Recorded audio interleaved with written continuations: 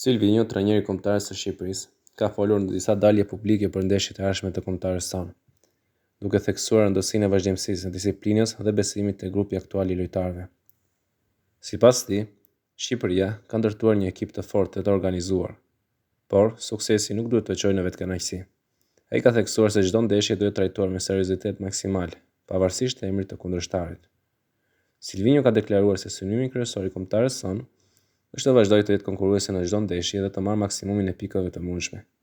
Ai ka nënvizuar se Shqipëria nuk duhet të mendojë vetëm për rezultatin, por edhe për mënyrën e lojës, një ekip i organizuar në mbrojtje, i shpejtë në kundërsulm dhe kujdesshëm në menaxhimin e topit.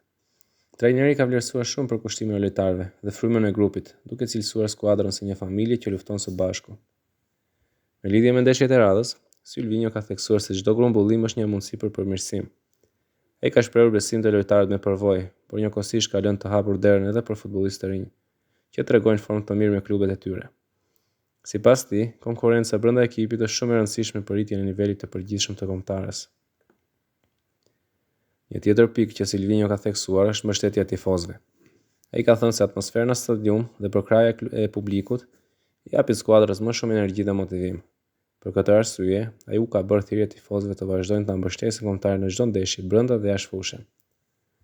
Në përfundim, Silvinjo synjon që kombëtarja e Shqipërisë të jetë një ekip i respektuar në Europë, që lufton për çdo top dhe nuk dorëzohet kurrë. Objektivi i tij nuk është vetëm fitoria e radhës, por ndërtimi i një kombëtare të fortë dhe të qëndrueshme më afatgjatë, që të përfaqësojë me dinjitet Shqipërinë në arenën ndërkombëtare.